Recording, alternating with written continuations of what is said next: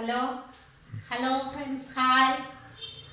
എൻ്റെ അടുത്ത് കഴിഞ്ഞ ദിവസം ചോദിച്ചു, മിനി തൈര് കഴിച്ചിട്ട് ഭയങ്കര കഫക്കെട്ടാണ്, അപ്പം നമ്മൾ എന്താ അതിന് പ്രതിവിധി എന്താണെന്ന് ചോദിച്ചു.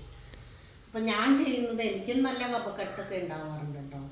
എനിക്ക് മാറി എങ്ങനെയാണെന്ന് ഞാൻ പറഞ്ഞുതരാം. തൈരുണ്ടല്ലോ, ആ തൈര് കഴിച്ചിട്ടാട്ടോ എല്ലാവർക്കും ഇപ്പോൾ കഫക്കെട്ടാന്ന് പറഞ്ഞത്. അപ്പോൾ നമ്മൾ എന്താ ചെയ്യേണ്ടതെന്ന് വെച്ച് കഴിഞ്ഞാൽ, നെല്ലിക്ക 2 എണ്ണം എടുക്കാം, പച്ചമുളക് അതുപോലെ 2 എണ്ണം, വേപ്പില അതുപോലെ 2 എണ്ണം, ചുമന്നുള്ളി, ഇഞ്ചി ഒരു കഷ്ണം. ഈ എന്തോരം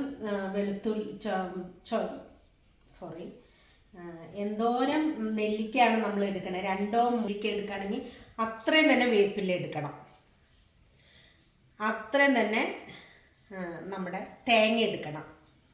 പിന്നെ ഈ മുളക് എടുക്കുമ്പോഴുണ്ടല്ലോ, ഇതുപോലെ അതിൻ്റെ അരിയെല്ലാം കളഞ്ഞ് എടുക്കണം.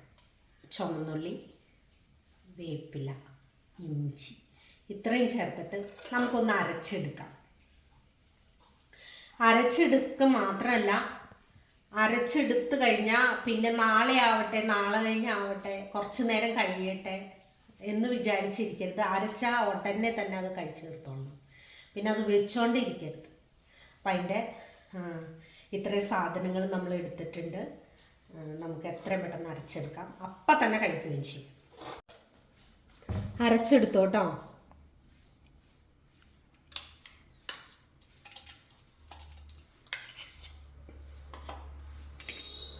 നമുക്ക് അപ്പം തന്നെ കഴിക്കാം.